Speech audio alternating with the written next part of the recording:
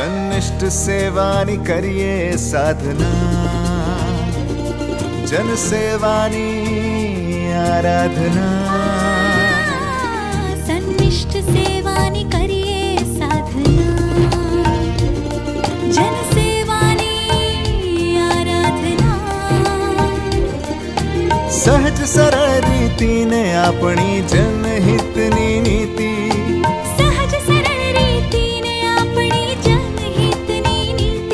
સાથે મળીને લખીએ આપણે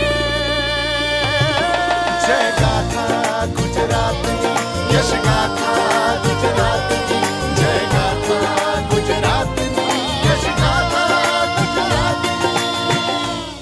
નમસ્કાર દર્શક મિત્રો, લોકહિતના વિઝન અને લોક સેવાના સંકલ્પ સાથે ગુજરાત સરકાર વિવિધ કલ્યાણકારી યોજનાઓના લાભ રાજ્યના દરેક નાગરિક સુધી પહોંચે તે સુનિશ્ચિત કરી રહી છે। અંત્યોદય વિકાસના આ ધ્યેય મંત્ર સાથે મુખ્યમંત્રી શ્રી ભૂપેન્દ્રભાઈ પટેલના નેતૃત્વમાં આપણા ગુજરાતની સમૃદ્ધિમાં અને નાગરિકોની સુખાકારીમાં ઉત્તરોત્તર વૃદ્ધિ થતી રહે તેવી અભ્યર્થના સાથે શરૂ કરીએ આપણું લોકપ્રિય કાર્યક્રમ યશગાથા ગુજરાતની।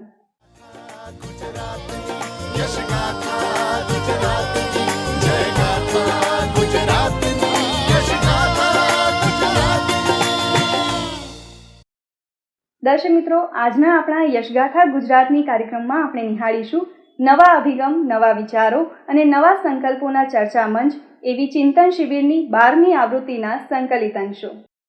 સાથે જ નિહાળીશું એકતા, રાષ્ટ્રભક્તિ અને જનભાગીદારીની પ્રતીતિ કરાવતી યુનિટી માર્ચના વિવિધ પડાવોની ઝલક।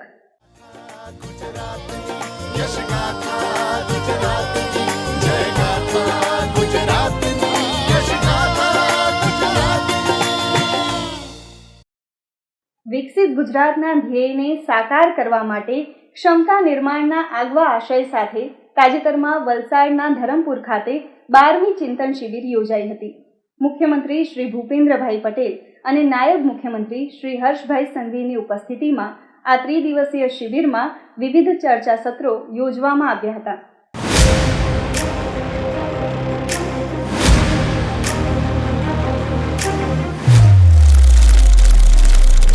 ચિંતન શિબિર એટલે ધ્યેય તરફ દોરી જતું કાર્ય, જ્યાં સામૂહિક વિચાર મંથન દ્વારા શોધવામાં આવે છે વિકાસના નવા નવા રસ્તા। ગુજરાતમાં ચિંતન શિબિરની આ અદ્વિતીય પરંપરાનો પાયો નાખાયો વર્ષ 2003માં, જે તત્કાલીન મુખ્યમંત્રી અને વર્તમાન વડાપ્રધાન શ્રી નરેન્દ્રભાઈ મોદીએ રાજ્યના વહીવટને અસરકારક રીતે નાગરિક કેન્દ્રિત બનાવી વિકસિત ગુજરાતની સફરની શરૂઆત કરી। અને હવે માનનીય મુખ્યમંત્રી શ્રી ભૂપેન્દ્રભાઈ પટેલે કર્મયોગના પથ પર ગુજરાતને આગળ ધપાવ્યું છે। વિકસિત ગુજરાતને વધુ દ્રઢતાપૂર્વક સાકાર કરવા સામૂહિક ચિંતનથી સામૂહિક વિકાસની થીમ પર 12મી ચિંતન શિબિરનું તારીખ 27 થી 29 નવેમ્બર 2025 દરમિયાન ધરમપુર ખાતે શ્રીમદ રાજચંદ્ર આશ્રમના પવિત્ર અને શાંતિમય પરિસરમાં આયોજન થયું હતું। સૌએ મળીને વિકાસના નવા દ્રષ્ટિકોણો, નવી નીતિઓ અને વ્યૂહરચનાઓ પર ઊંડાણપૂર્વક વિચાર વિમર્શ કર્યો। ચિંતન શિબિરના પ્રથમ દિવસે વહેલી સવારે માનનીય મુખ્યમંત્રી શ્રી ભૂપેન્દ્રભાઈ પટેલના માર્ગદર્શનમાં સામૂહિક પ્રવાસના પ્રશંસનીય પ્રયોગ સાથે શરૂઆત થઈ હતી। સમગ્ર મંત્રીમંડળ તથા વરિષ્ઠ સનદી અધિકારીઓ પોતાના સરકારી વાહનને બદલે વંદે ભારત સુપરફાસ્ટ ટ્રેન મારફતે ધરમપુર તરફ સામૂહિક રવાના થઈને એક અનોખો સંદેશ આપ્યો હતો। આ એક સામાન્ય પ્રવાસ નહોતો, આ હતી વિચારોથી ભરેલી એક યાત્રા, સમજણ અને સંકલ્પોને આગળ લઈ જતી સફર, જેમાં ટ્રેનનો દરેક કોચ ચર્ચા, વિચાર વિમર્શ અને ગુજરાતના ભવિષ્યના નકશાનો જીવંત મંચ બની ગયો। વિકસિત ગુજરાતના લક્ષ્યને હાંસલ કરવા માટે ચિંતન શિબિરમાં ક્ષમતા નિર્માણ કરી લોકોની સમસ્યાઓના ઉકેલ અને યોજનાઓને ઉચ્ચ ક્ષમતા સાથે અમલી બનાવવાના ઉપાયો શોધવાના નવતર પ્રયોગો થયા હતા। એ પ્રમાણે આપણે જોયા છે માન્ય વડાપ્રધાનશ્રીને ઘણી વખતે આપણને એવું થયું હશે કે સાહેબ કેમ આટલું બધું મોટું મોટું આગળનું વિચારીને કામ કરતા હશે, પણ આજે આપણને બધાને ગ્લોબલી કોમ્પિટિશન કરવામાં કોઈ હિચચાટ નથી આવતી। આપણને એમ થાય કે આપણે પહોંચી જ વળીશું। અને એ તાકાત જે આવી છે એ માન્ય વડાપ્રધાનશ્રીના હું માનું છું ત્યાં સુધી આ ચિંતન શિબિરમાંથી આવી છે. આ ચિંતન શિબિરમાં કલા, ખેલ અને યોગ માટે વિશેષ સત્રોનું આયોજન કરવામાં આવ્યું, જેનો હેતુ માત્ર વ્યક્તિગત વિકાસ પૂરતો જ ન હતો, પરંતુ ટીમ વર્ક અને માનસિક શારીરિક સંતુલનને નવી ઊંચાઈઓ પર લઈ જવાનો હતો.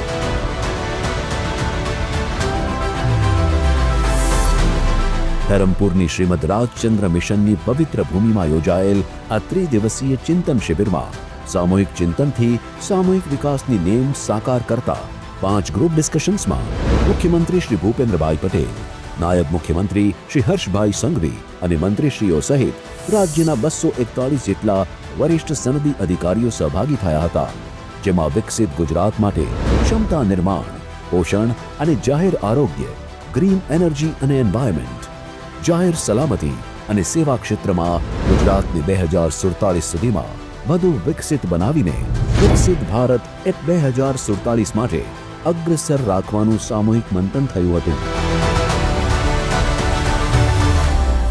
ચિંતન શિબિરમાં ગુજરાતને કોમનવેલ્થ ગેમ્સ 2030નું યજમાન પદ મળતા આ ઐતિહાસિક સફળતાને મુખ્યમંત્રી શ્રી ભૂપેન્દ્રભાઈ પટેલ અને નાયબ મુખ્યમંત્રી શ્રી હર્ષભાઈ સંઘવીની ઉપસ્થિતિમાં હર્ષોલ્લાસભેર સૌએ વધાવી લીધી હતી. નરેન્દ્રભાઈ જ્યારે ગુજરાતના મુખ્યમંત્રી હતા ત્યારથી જ સ્પોર્ટ્સ ઇન્ફ્રાસ્ટ્રક્ચર પર એમને જે ભાર આપ્યું અને એક પછી એક મહત્વના નિર્ણયો થકી ગુજરાતની અંદર સ્પોર્ટ્સ ઇન્ફ્રાસ્ટ્રક્ચર રેડી કરવામાં આવ્યું, તેના કારણે આજે આપણે કોમનવેલ્થ 2030માં અમદાવાદમાં લાવવામાં સફળતા પ્રાપ્ત થઈ. મુખ્યમંત્રી શ્રી ભૂપેન્દ્રભાઈ પટેલે ધરમપુર શ્રીમદ રાજચંદ્ર આશ્રમ ખાતે યોજાયેલી ત્રિદિવસીય 12મી ચિંતન શિબિરના સમાપન દિવસે વર્ષ 2024થી 2025 દરમિયાન ઉત્કૃષ્ટ પ્રશાસનિક સેવા બદલ 4 સનદી અધિકારીઓને કર્મયોગી પુરસ્કાર એનાયત કર્યા હતા. ગુજરાતની એક વિશેષતા છે, માત્ર વાઇબ્રન્ટ ગુજરાત નહીં, ગુજરાત આગળ આવવાનું કારણમાં એક કારણ ચિંતન શિબિર પણ છે. આમાં જે ચર્ચાઓ થાય છે, જે નિષ્કર્ષ આવે છે, આપણે અમલ કરીએ છીએ અને હર હંમેશા આપણે બીજા કરતાં આગળ રહીએ છીએ. ચિંતન શિબિરના છેલ્લા દિવસે ગ્રુપ ડિસ્કશનના આધારે સમાધાનરૂપી આયોજન અને નવા વિચારોની રજૂઆત કરવામાં આવી. વિકસિત ગુજરાત એટ 2047 માટે ક્ષમતા નિર્માણથી ગુજરાતની સ્થાપનાના 75 વર્ષ 2035માં ઉજવાય ત્યાં સુધીના દાયકામાં ગુજરાતને ઉન્નત બનાવવાની દિશામાં ચિંતન થયું.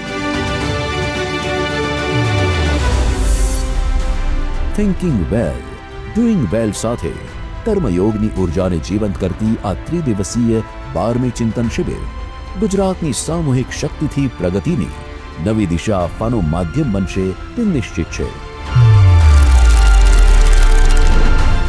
ચિંતન શિબિર, સામૂહિક ચિંતનથી સામૂહિક વિકાસ. યશગાથા ગુજરાતની, જય ગાથા ગુજરાતની, યશગાથા ગુજરાતની. ભારત અનેક ભાષાઓ, પરંપરાઓ, સંસ્કૃતિઓ અને વેશભૂષાઓ ધરાવે છે, છતાં ભારત એક છે. આજની પેઢીને આ સૂત્ર સમજાવવાની સાથે તેની અનુભૂતિ કરાવી રહી છે યુનિટી માર્ચ. કરમસદથી શરૂ થયેલી આ પદયાત્રામાં વિવિધ મહાનુભાવો સહભાગી થઈ રહ્યા છે. ત્યારે આવો નિહાળીએ યુનિટી માર્ચ અને તે અંતર્ગત યોજાતા સરદાર ગાથા કાર્યક્રમના સંકલિત અંશો. દેશના નાગરિકોને અને આ દેશને એક રાખવા માટે સરદાર પટેલની દૂરંદેશી અને નિર્ણયોના કારણે આજે આપણે સૌ લોકો એક છીએ. સરદાર પટેલે દેશને એક સૂત્રતામાં બાંધવા માટે કરેલા મક્કમ નિર્ધારને જન જન સુધી પહોંચાડવા માટે તાજેતરમાં કરમસદથી સ્ટેચ્યુ ઓફ યુનિટી કેવડિયા સુધી યુનિટી માર્ચ યોજાઈ રહી છે. વડોદરાના સાદલી ખાતે પહોંચેલી આ પદયાત્રા અંતર્ગત આયોજિત સરદાર ગાથા કાર્યક્રમમાં કેન્દ્રીય રક્ષામંત્રી શ્રી રાજનાથસિંહ સહભાગી થયા હતા. આ અવસરે કેન્દ્રીય રક્ષામંત્રીશ્રીએ જણાવ્યું હતું કે સરદાર વલ્લભભાઈ પટેલે પોતે એકવાર કહ્યું હતું કે હું નેતા નથી, હું સૈનિક છું. તેમનું આખું જીવન એક સૈનિકની જેમ વીત્યું હતું. તેમણે શિસ્તબદ્ધ રહીને પોતાના કર્તવ્યોનું પાલન કર્યું હતું અને હંમેશા દેશને સર્વપ્રથમ રાખવાનું કામ કર્યું હતું. બ્રિટિશ સરકાર દ્વારા કર વધારવાના વિરોધમાં તેમણે સક્રિય આંદોલન ચલાવ્યું હતું. આ પ્રસંગે પંજાબના રાજ્યપાલ અને ચંદીગઢના લેફ્ટનન્ટ ગવર્નર શ્રી ગુલાબચંદ કટારિયા તથા ઉત્તરાખંડના મુખ્યમંત્રી શ્રી પુષ્કરસિંહ ધામી સહિત કેન્દ્ર અને રાજ્ય સરકારના વિવિધ મંત્રીશ્રીઓ અને મહાનુભાવો ઉપસ્થિત રહ્યા હતા. આ ઉપરાંત વડોદરા ખાતે વરણામા વિસ્તારથી મેનપુરા સુધીની પદયાત્રામાં નાયબ મુખ્યમંત્રી શ્રી હર્ષભાઈ સંઘવી સહભાગી થયા હતા. આશરે 14 કિલોમીટર લાંબી યાત્રા પૂર્વે નાયબ મુખ્યમંત્રી શ્રી હર્ષભાઈ સંઘવીએ જણાવ્યું હતું કે વડાપ્રધાન શ્રી નરેન્દ્રભાઈ મોદીની પ્રેરણાથી કેવડિયા ખાતે સરદાર સાહેબની વિશ્વની સૌથી મોટી પ્રતિમા આકાર પામી છે. એટલું જ નહીં, સરદાર સાહેબની 150મી જન્મજયંતિ અંતર્ગત યુનિટી માર્ચના આયોજન થકી સરદાર પટેલના ભવ્ય ઇતિહાસ, જીવન કવન અને સ્મૃતિને જીવંત રાખવા તથા દેશભરમાં બાળકોથી માંડીને યુવાનો અને વડીલો સુધી આ ભવ્ય ઇતિહાસની ગાથા પહોંચાડવાના પ્રયાસો કર્યા છે. સરદાર સાહેબના દૂરંદેશી વિચારો, દેશની એકતા માટે એમના એક પછી એક મહત્વના નિર્ણયો અને આજે દેશને એક રાખવામાં જેમનો સૌથી મહત્વનો ફાળો રહ્યો એવા સરદાર સાહેબના વિચારોને દેશ અને દુનિયા સુધી પહોંચાડવા માટે આ 150મી જન્મ જયંતિ ઉજવવાનું નક્કી કરવામાં આવ્યું. કાશ્મીરથી લઈને કન્યાકુમારી સુધી દેશના દરેક જિલ્લાઓમાં, વિધાનસભાઓમાં, લોકસભાના ક્ષેત્રોમાં આપણા સૌના દેશના લોખંડી પુરુષ સરદાર સાહેબના વિચારો આ દેશના યુવાનો સુધી પહોંચાડવા માટેની આ ઐતિહાસિક યાત્રાઓનું આયોજન કરવામાં આવ્યું. એકતાની પ્રેરણા આપતા આ અવસરે આત્મનિર્ભરતાનું આહવાન કરતા નાયબ મુખ્યમંત્રીશ્રીએ કહ્યું હતું કે દેશના વડાપ્રધાન શ્રી નરેન્દ્રભાઈ મોદીએ આપણને સંકલ્પ આપ્યો છે કે વર્ષ 2047 સુધીમાં સમગ્ર વિશ્વમાં આપણો દેશ વિકસિત ભારત તરીકે ઉભરી આવશે. વિકસિત ભારત સંકલ્પને સાકાર કરવા આપણે સૌએ એક થઈને મહેનત કરવી પડશે, પરસેવો પાડવો પડશે અને એના માટે આપણે સૌએ આત્મનિર્ભર બનવું પડશે. રાષ્ટ્રની એકતા અને સરદાર પટેલના જીવન મૂલ્યોને ઉજાગર કરતી યુનિટી માર્ચ જ્યારે વડોદરા શહેરના જાંબુઆ ખાતે પહોંચી ત્યારે પૂર્વ ઉપરાષ્ટ્રપતિ શ્રી વેંકૈયા નાયડુના અધ્યક્ષ સ્થાને સરદાર ગાથા સભાનું આયોજન કરવામાં આવ્યું હતું. વડોદરાવાસીઓ સરદાર સાહેબના જીવન કવનને જાણે તે માટે આયોજિત આ સરદાર સભામાં પૂર્વ ઉપરાષ્ટ્રપતિ શ્રીએ જણાવ્યું હતું કે સ્ટેચ્યુ ઓફ યુનિટી એ રાષ્ટ્રનું ગૌરવ છે. સરદારની સૌથી ઊંચી પ્રતિમાથી દેશવાસીઓને પ્રેરણા મળે છે.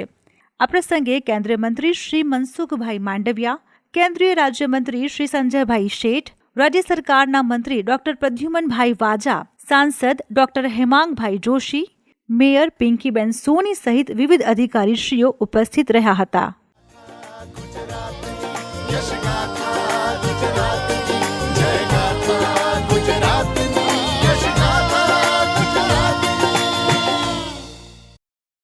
દર્શક મિત્રો, કાર્યક્રમને આગળ નિહાળીએ તે પહેલા જોઈ લઈએ એક નાનકડો સંદેશ.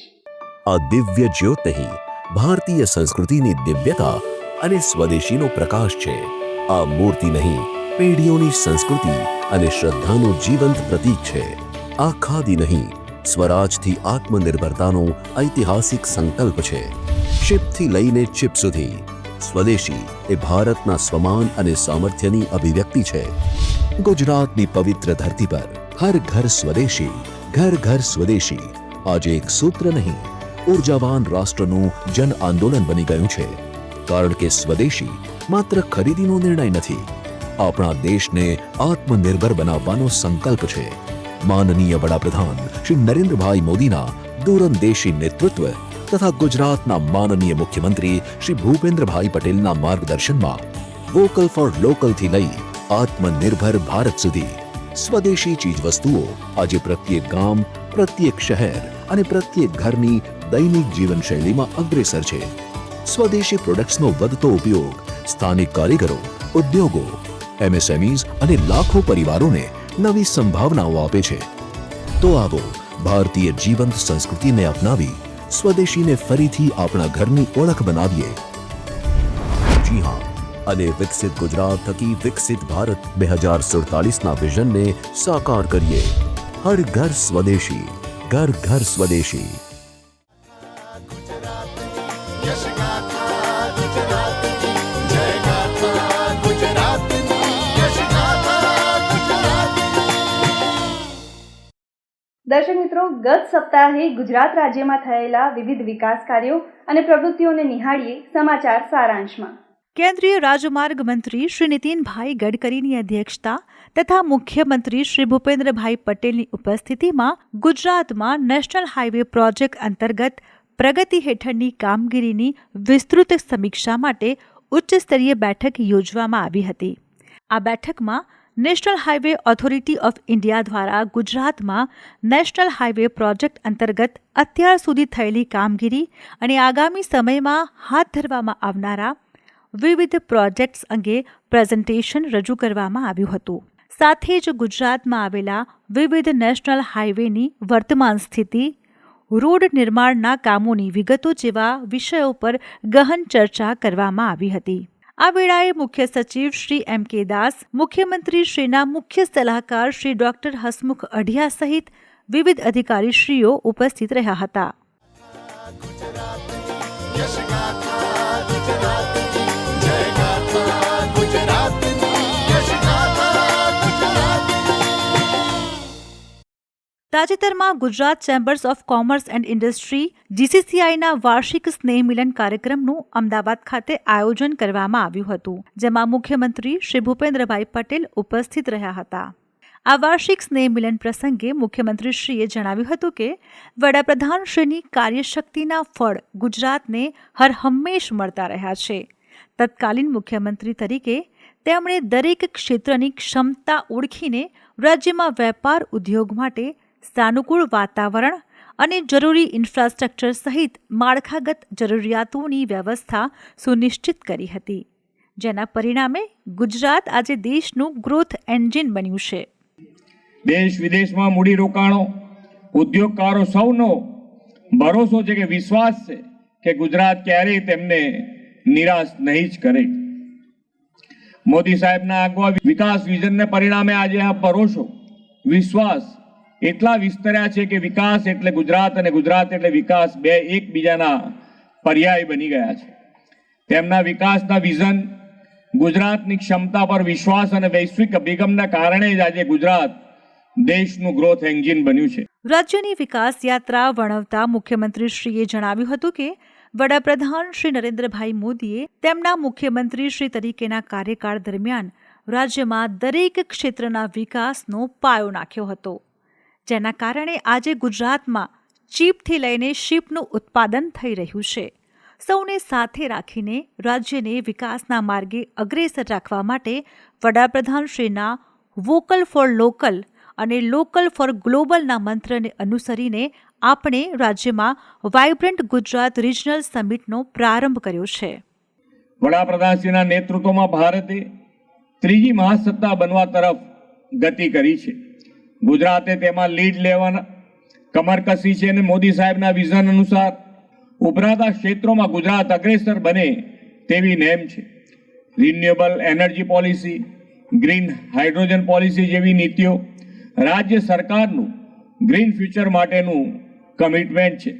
વિશ્વમાં જે શ્રેષ્ઠ હોય તે ગુજરાતમાં પણ હોય એટલું જ નહીં, લોકો અને અર્થતંત્ર વિશ્વ સાથે સ્પર્ધા કરે તેવી નેમ સાથે શ્રી મોદી સાહેબે વાઇબ્રન્ટ ગુજરાત સમિટ શરૂ કરાવી હતી.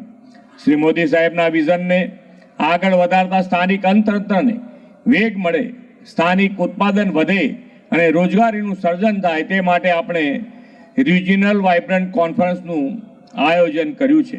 આ પ્રસંગે મુખ્યમંત્રીશ્રીના હસ્તે GCCI દ્વારા વર્ષ 2026માં યોજાનારા GCCI એન્યુઅલ ટ્રેડ એક્સપોની બીજી આવૃત્તિ ગેટ 2026ના લોગોનું અનાવરણ તથા પૂજ્ય જ્ઞાનવત્સલ સ્વામી લિખિત પુસ્તકનું વિમોચન પણ કરવામાં આવ્યું હતું.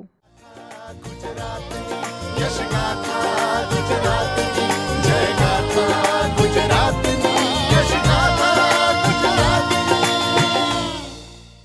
તાજેતરમાં અરીસ ખંભાતા બનેવલેન્ડ ટ્રસ્ટ દ્વારા અમદાવાદ ખાતે સન્માન સમારંભનું આયોજન કરવામાં આવ્યું હતું, જેમાં મુખ્યમંત્રી શ્રી ભૂપેન્દ્રભાઈ પટેલ ઉપસ્થિત રહ્યા હતા અને પારસી ધર્મગુરુઓનું સન્માન કર્યું હતું. આ અવસરે મેડમ ભીખાઈજી કામા, હોમી ભાભા, ફિલ્ડ માર્શલ સામ માણિક શાહ સહિતના પારસી સમાજના દિગ્ગજોના રાષ્ટ્ર નિર્માણ માટેના યોગદાનને યાદ કરતા મુખ્યમંત્રીશ્રીએ જણાવ્યું હતું કે સખાવતનું બીજું નામ પારસી છે. રાષ્ટ્ર નિર્માણમાં પારસીઓનું મહામૂલું યોગદાન રહ્યું છે.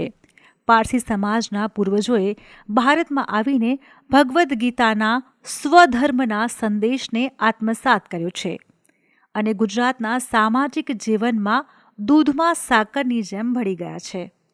આ સમારોહમાં દેશભરમાંથી પારસી સમાજના અગ્રણીઓ અને સામાજિક સંસ્થાઓના આગેવાનો મોટી સંખ્યામાં ઉપસ્થિત રહ્યા હતા.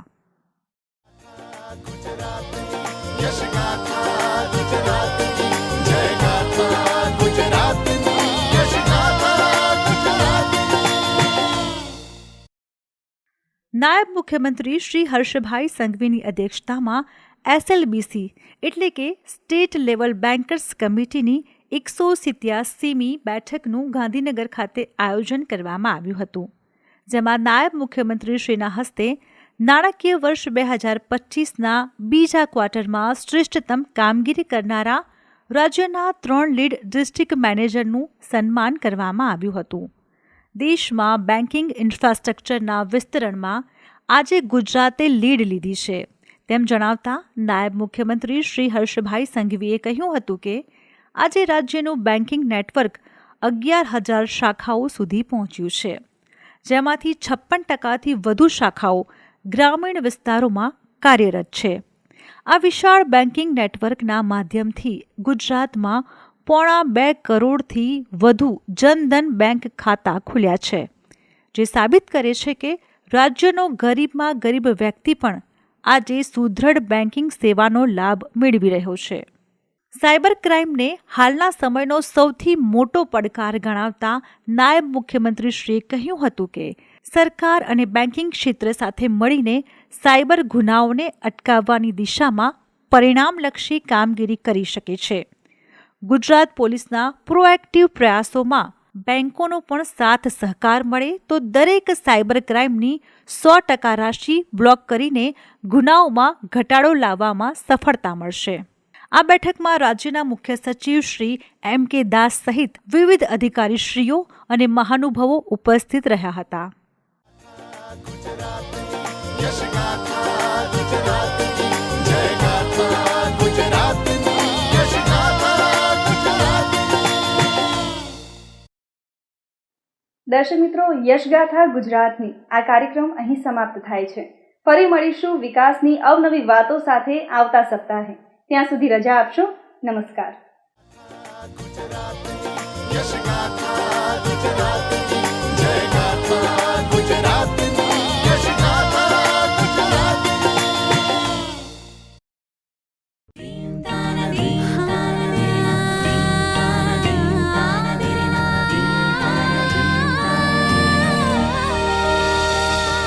સન્નિષ્ઠ સેવાની કરીએ સાધના, જન સેવાની આરાધના. સન્નિષ્ઠ સેવાની કરીએ સાધના, જન સેવાની આરાધના. સહજ સરળ રીતિને આપણી જનહિતની નીતિ, સહજ સરળ રીતિને આપણી જનહિતની નીતિ. સાથે મળીને લખીએ આપણે जय गाथा गुजरातनी यश गाथा